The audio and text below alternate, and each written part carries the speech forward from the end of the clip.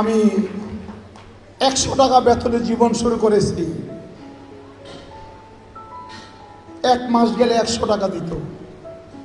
আমি পেটের ক্ষুধা, পয়সা নাই, উপবাস করেছি। কঠিন শীতের সময় একটা গরম জাম্পার কিনতে পারি নাই। এই সুতি কাপড়ের জামা, গরম কাপড় পরে অফিস আদালত কাজকর্ম করেছি। আমার বিবাহের সময় স্বর্ণের ভরি ছিল 129 টাকা। আমার স্ত্রীকে 1 ভরি স্বর্ণ দিতে পারি নাই। 10 আনা ওজনের একটা চেন দিয়েছি। আর হাতের মধ্যে ইমিটেশনের চুড়ি দিয়েছিলাম। গ্রামের মেয়ে বেশি লেখাপড়া জানে না, তো মনে করছে এটাও স্বর্ণ। আমি পরে বলছি যে এটা ভেজাল সোনা।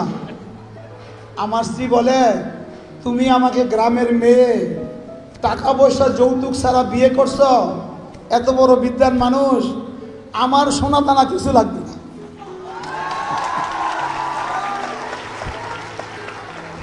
এটা হয়েছে মায়া, এটা হচ্ছে ভালোবাসা। সেই 100 টাকার একটা গোলাম তোমাদের সামনে দাঁড়িয়ে কথা বলতেছি। কি এর পিছনে এই যে তোমাদের এই বিল্ডিং হচ্ছে, এই জমিন খরিদেছে, এইখানেই শুধু 300 কোটি টাকা খরচ হচ্ছে। আর তোমরা জানো বাংলাদেশে 131টা বিশ্ববিদ্যালয় আছে, সবচেয়ে কম খরচ আমাদের ইউআইটিএস।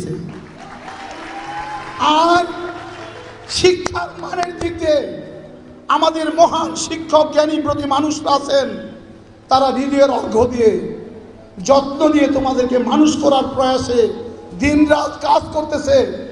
তোমরা দেখবে ইনশাল্লাহ। আমার স্যার বলছে আমাদের স্বপ্ন এটাকে ইনশাল্লাহ আমরা বাংলাদেশের অক্সফোর্ড, হার্ভার্ড, MIT তৈরি করবো ইনশাল্লাহ।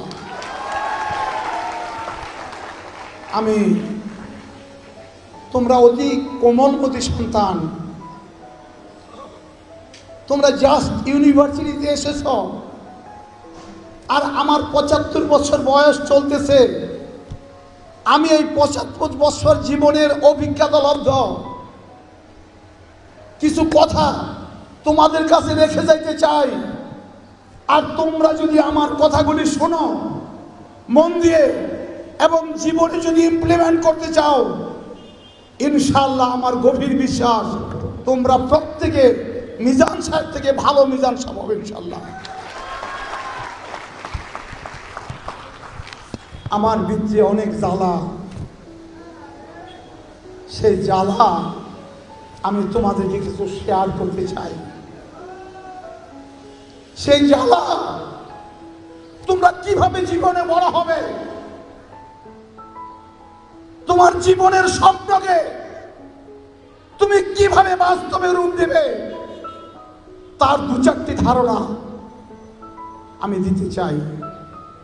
আজকে তো আমি তোমাদের জন্য যেই প্রিপারেশন করছি, এটা 20 ঘন্টা লাগবে। আর ঢাকা বিশ্ববিদ্যালয়ের আমার মাকসুদ কামাল স্যারের যে এতক্ষণ আটকায় রাখছি আমরা, স্যারে আমাদেরকে মায়া করে, দয়া করে, উনি এত ব্যস্ত মানুষ, এত দীর্ঘ সময় দিছে, সেই জন্য আমার বক্তৃতা লম্বা করার জন্য আমি সাহস পাইতেছি না। আমার প্রাণের শ্রদ্ধার আমাদের ডক্টর সোলাইমান স্যার, ঢাকা বিশ্ববিদ্যালয়ের ডক্টর মাকসুদ কামাল স্যার, আমাদের ডিন স্যারেরা, মাজদার স্যার, ডক্টর হিলালি স্যার, আমার সামনে এক ঝাঁক জ্ঞানতাপস শিক্ষক মণ্ডলী, শিক্ষয়িত্রী মণ্ডলী, অভিভাবক মণ্ডলী, আমার প্রাণের স্নেহের সন্তান তুল্য ছাত্রছাত্রীরা, শিক্ষক মণ্ডলীরা, মিডিয়ার ভাইয়েরা, সুধী মণ্ডলী, অতিথিবৃন্দ, আসসালামু আলাইকুম ওয়া রাহমাতুল্লাহি ওয়া বারাকাতুহু। তোমরা জীবনে যদি বড় হতে চাও, সাধনাকে বাস্তবে রূপ দেওয়া পর্যন্ত তুমি কঠোর পরিশ্রম, তপস্যা, অনুশাসন করে যাবে, সেই স্বপ্নের কথা বলা হয়েছে। এখানে আমাদের সামনে যারা তোমাদের বিজ্ঞ শিক্ষক মণ্ডলী, তারা যে এখানে বসছে, তারা কিন্তু এমনি বসে নাই। আমরা বলি ডক্টর মকসুদ কামাল, ডক্টর সুলেমান, ডক্টর হিলালি, মাজদার হোসেন, আমরা তাদেরকে বাহবা দেই, কিন্তু জীবনের গভীরে তারা কষ্ট কত করেছে সেটার ইতিহাস কিন্তু আমরা জানি না। আজকে তাই তোমাদের জীবনের সূচনা লগ্নে আমি দু চারটি কথা বলে যাব। সত্যিকার ভাবে যদি তোমরা জীবনে বড় হতে চাও, তোমার স্বপ্ন তৈরি করো, আর সেই স্বপ্নকে বাস্তবে রূপ দেওয়ার জন্য তোমাকে কঠোর পরিশ্রম, তপস্যা, সাধনা, অনুশাসন, অনুশীলন তোমাকে করতে হবে। তুমি মনে রেখো, the flame of life cannot be borrowed from others, it must be kindled from the temple of one's own self. জীবনের প্রতিভা, বড় হওয়ার স্বপ্ন, সেটা ধার করা যায় না, সেটাকে বাপের হোটেলেও পাওয়া যায় না, সেটা ওষুধের দোকানের ওষুধ নয় 10 টাকা দিয়ে কিনে নিলাম।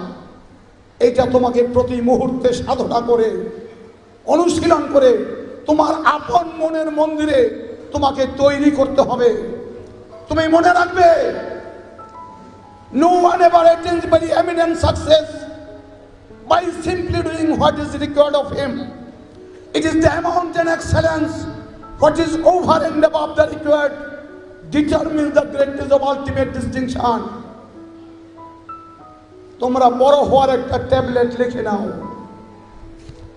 তোমরা জীবনে কতটুকুন বড় হবে সেটা যে কোনো মানুষ হোক, সে রিক্সাওয়ালা থেকে শুরু করে, ধোপা নাপি মুচি চামার থেকে শুরু করে, এই পৃথিবীর ইতিহাসে অনেক ধৃতদাস পৃথিবীর বাদশাহী করেছে। এই পৃথিবীর ইতিহাসে অনেক অরফেনেজে এতিমখানার মানুষ বিশ্বশ্রেষ্ঠ মনীষীতে পরিণত হয়েছে। এই পৃথিবীর ইতিহাসে অতি সাধারণ রাস্তার ঝাড়ুদার, ভারতের সর্ববৃহৎ ডেমোক্রেসি, বর্তমান যে প্রধানমন্ত্রী নরেন্দ্র মোদী, তিনি বাল্যকালে চায়ের দোকানে ট্রেনের কামরাতে কামরাতে চা বিক্রি করেছেন। বর্তমান ভারতের যে প্রধানমন্ত্রী যিনি এখন রাষ্ট্রপ্রধান ভারতের, তিনি ছোট বংশের সন্তান ছিলেন। এগুলি আমাদের সামনে জীবন্ত ইতিহাস। সিক্রেট কি? তোমাদেরকে সিক্রেটটা বলে দেই। আমি 75 বছর বয়সে সিক্রেট পেয়েছি, আর তোমরা 12, 14, 16, 18 বছর এই সিক্রেট পাচ্ছ। সুতরাং তোমাদের জীবনের গতি আমাদের থেকে ইনশাল্লাহ অনেক দূরে যাবে। সেটা কি? No one ever attains very eminent success. Next ইয়ারে স্যার যখন সমাবর্তন হবে, এইরকম বাচ্চাদেরকে অফিস অর্ডার করে দিবেন, প্রত্যেকের জন্য সাথে কলম এবং খাতা আনে। কারণ হযরত ওমর বলছেন, যাহা বলা হয় তাহা যদি লিখে লিপিবদ্ধ করা না হয় মানুষ ভুলে যায়। যে কোনো জিনিস মুখস্থ করে কয়দিন পরে ভুলে যায়, কিন্তু লিখে রাখলে সেটা পার্মানেন্ট থাকে। আমি সেই জন্য আমার সাথে আমি ডায়েরি রাখি। আমি মনীষীদের কথা শুনি, কই তোমাদের কারোর সাথে ডায়েরি কলম কিছুই নাই। সুতরাং আমি বলবো, হাওয়া দিয়ে ভেসে যাবে। তবু তোমরা মনের মধ্যে একটু জায়গা, আমি সংক্ষেপে বলতেছি। No one ever attains very eminent success by simply doing what is required of him. It is the amount of excellence what is over and above the required determines the greatness of ultimate distinction. তুমি জীবনে কত বড় হবে সেটা নির্ভর করবে তুমি প্রয়োজনের অতিরিক্ত কতটুকুন কাজ করলে। তুমি জীবনে কত বড় হবে সেটা নির্ভর করবে তুমি প্রয়োজনের অতিরিক্ত কতটুকুন কাজ করলে। তোমরা বলতে পারো, আঙ্কেল আমাদের তো বাড়ি নাই, ঘর নাই, টাকা নাই, পয়সা নাই, ক্যাপিটাল নাই, আমি কিভাবে জীবনে বড় হইতে পারি? তোমাদের জন্য রাস্তা আছে। আমি কিন্তু শুরু করছি 100 টাকা থেকে, বলে নিছি আগে। মার্টিন লুথার কিং জুনিয়র, এই মালালার আগে যিনি সবচেয়ে ইয়াংগেস্ট নোবেল লরিয়েট ছিলেন, খ্রিস্টান আমেরিকান, যিনি হিউম্যান রাইটসের জন্য জীবন দিয়ে গেছে, মার্টিন লুথার কিং বলেছেন, if a man is called to be a street sweeper, he should sweep the streets well, that any guest from heaven or earth will pause to say, here lived a street sweeper who did his job with excellence. He should work like Michelangelo. He should deeply work with Shakespeare and Beethoven, one of the greatest musicians of the universe. Martin Luther king বলতেছেন, কোন মানুষ যদি কাউকে সুইপারের চাকরি দেয়, আমাদের দেশে সুইপারের নিচে আর কোনো চাকরি নাই, ঠিক কিনা? মার্টিন লুথার বলতেছেন, কোন মানুষ যদি কাউকে সুইপারের চাকরি দেয়, আর সেই সুইপার যদি সেরকম গভীর মনোযোগের সাথে কাজ করে, যেরকম মনোযোগের সাথে মাইকেল অ্যাঞ্জেলো, ইটালির পেইন্টার, তিনি পেইন্টিং করতেন, তার এক একটা পেইন্টিং এর দাম এখন crore crore dollar. Martin Luther বলতেছেন, রাস্তার ঝাড়ুদার যদি সেরকম গভীর মনোযোগ, সেরকম ভালোবাসা, সেরকম আত্মপ্রত্যয় মনোযোগ নিয়ে তার সুইপারি কাজ করে, সে যদি মাইকেল অ্যাঞ্জেলোর মতে গভীর মনোযোগ নিয়ে সুইপারি করে, সে যদি শেক্সপিয়ারের মতো সেরকম গভীর মনোযোগ দিয়া তার সুইপিং এর কাজ করে, সে যদি বিথোভেনের মতন বড় গভীর প্রত্যয়ের সাথে তার সঙ্গীতের চর্চা করতেন, সেই মন দিয়া সেই সুইপার যদি রাস্তার ঝাড়ু দেওয়ার কাজ করে, এই পৃথিবী অথবা স্বর্গের যে কোনো মেহমান আসুক, তিনি ক্ষণিকের জন্য দাঁড়াইতে বাধ্য হবেন এবং বলবেন, এখানে একজন মহান ঝাড়ুদার ছিল যে তার সমস্ত সত্তাকে উজাড় করে কাজ করে গেছে। আমাদের ভারতের একজন বিখ্যাত মানুষ আমাদের মাঝে আছেন, তপন চ্যাটার্জি। অ্যাকচুয়ালি তার উসিলাই আমরা এই বছর মাদার টেরেসা গিফট পেয়েছি। তিনি একজন বিখ্যাত মানুষ ভারতের। তাদের যে প্রধানমন্ত্রী নরেন্দ্র মোদী, তার মা ছিল অন্য মানুষের বাসার কাজের বুয়া, আর তিনি ট্রেনের কামরায় কামরায় চা বিক্রি করতেন। আর আজকে ভারতের বিশ্বের সর্ববৃহৎ সর্বশ্রেষ্ঠ ডেমোক্রেসি, লিভিং ডেমোক্রেসি, সেটার প্রধানমন্ত্রী নরেন্দ্র মোদী। আর ভারতের এখন যিনি প্রেসিডেন্ট, রাষ্ট্রপতি, তিনিও সেই বিহারের সেই ছোট্ট পরিবারের সন্তান ছিল। আমার সন্তানেরা, তোমরা লিভিং ইতিহাস থেকে শিক্ষা গ্রহণ করো। মানুষের জীবনের গভীরে বিধাতা অসীম ক্ষমতা দিয়েছেন। The highest art in human life is to awaken the dormant will force lying inside within, and to nurse it to face the trials of life, manful with courage and determination to reach the ultimate destination. মহাশক্তি বিধাতা মানুষের জীবনের গভীরে এত শক্তি লুকাইতে রাখছেন, সেই শক্তিকে যদি জাগ্রত করি এবং জীবনের সমস্ত বাধাকে পৌরুষ সহকারে যদি মোকাবেলা করি, এই বিধাতা তোমাকে মহাবিশ্বের মহাবিস্ময়কর মানুষে পরিণত করবে। এই কালিয়ে জীবনে কিছু হইত না।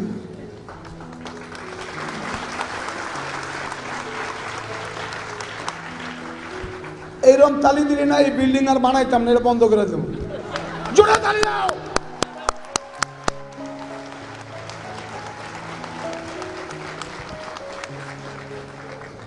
জীবনে যা কিছু করো, সমস্ত মন প্রাণকে উজাড় করে, আর তা নইলে কোনো লাভে আসবে না। একজন Nobel laureate professor Chandrashekhar Subramaniam মাদ্রাজের, তার চাচা সিবি রমন, তিনিও নোবেল লরিয়েট। এক ঘরে দুইজন। চন্দ্রশেখর সুব্রমণিয়ামকে বিভিন্ন ইউনিভার্সিটি, আমার সন্তানদেরকে ভালো মানুষ করতে হবে, আমি শিক্ষক মন্ডলীর কাছে বিনম্র নিবেদন রাখতে চাই, আপনারা শুধু 4 ঘন্টা 5 ঘন্টার চাকরি করবেন না। শিক্ষকতা এটা পেশা নয়, এটা ব্রত, এটা মহান দায়িত্ব, এটা জীবনকে নিঃশেষ করে অন্য মানুষকে আলোকিত করার নাম শিক্ষকতা।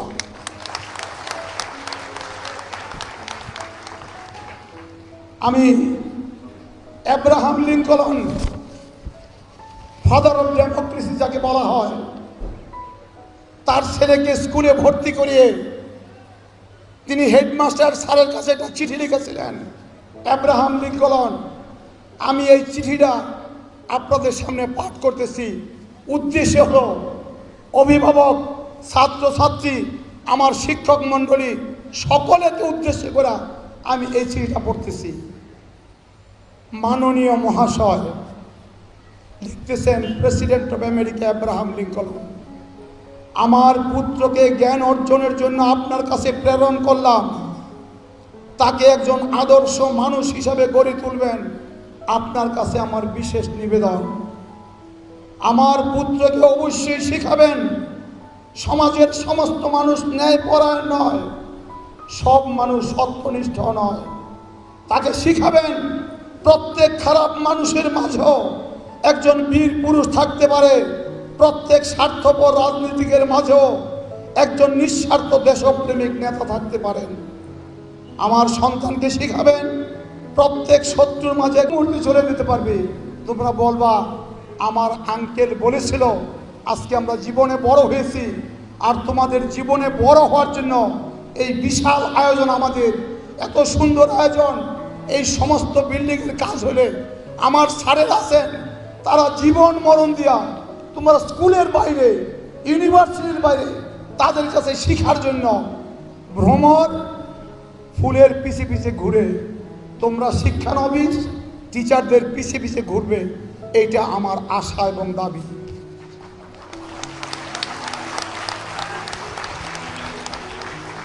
আচ্ছা, স্যারদেরকে উদ্দেশ্য করে একটা কথা বলছি। এবার আমরা সমস্ত বাংলাদেশের জাতি তোমাদেরকে সামনে রেখে আমি একটা কবিতা পড়তেছি। কবিতার নাম একগুচ্ছ চাবি, সলিল চৌধুরী। কি নাম? চাবি দিয়ে কি করে তালা খোলে। তাহলে মাশাআল্লাহ জানো তোমরা। আমি কবিতাটা শুরু করতে, শোনো। একগুচ্ছ চাবি, সলিল চৌধুরী। মাইকের আওয়াজ কি ঠিক আছে? না ঠিক নাই, আমার গলা ভাঙিয়ে দিতেছে। স্যারের বারবার করে মাইকটা ঠিক করেন। একগুচ্ছ চাবি, সলিল চৌধুরী। উত্তরাধিকার সূত্রে পেয়েছি শুধু একগুচ্ছ চাবি, ছোট বড় মোটা বেটে নানা রকমের নানা ধরনের চাবি। মা বললেন যত্ন করে তুলে রেখে দে। তারপর যখন বয়স বাড়ল, জীবন এবং জীবিকার সন্ধানে পথে নামতে হলো, পকেটে সম্বল শুধু ওই একগুচ্ছ চাবি, ছোট বড় মোটা বেটে নানা রকমের নানা ধরনের চাবি। কিন্তু যেখানেই যাই সামনে দেখি একটা প্রকাণ্ড দরজা, আর তাতে ঝুলছে প্রকাণ্ড একটা তালা। পকেট থেকে চাবির গুচ্ছ বের করি, এই চাবি সেই চাবি, মোড়াই পিড়াই ঘুরাই, লাগে না, তালা আর খুলে না। ক্লান্ত হয়ে ঘরে ফিরি, মা দেখেন আর হাসেন, বলেন ওরে তোর বাবার হাতেও কোনোদিন ওই চাবি দিয়ে দরজা খোলেনি, শুনেছি নাকি তার বাবার হাতে খুলব। আসল কথা কি জানিস? এসব চাবি হলো সততার চাবি, সত্যের চাবি, যুক্তির চাবি, নিষ্ঠার চাবি, ভালোবাসার চাবি, দেশপ্রেমের চাবি। আজকাল আর ওই সব চাবি দিয়ে এসব দরজা খোলে না। তবু তুই ফেলে দিস না। তুই যখন চলে যাবি, তোর সন্তানদের হাতে দিয়ে যাস। এই সব চাবির গুচ্ছ হয়তো তাদের হাতে, হয়তো কেন তাদের হাতে একদিন ওই সব সততা, যুক্তির, নিষ্ঠা, ভালোবাসার, দেশপ্রেমের চাবি দিয়ে জীবনের সমস্ত বন্ধ দরজা খুলে যাবে আর খুলে যাবে। হাততালি দাও।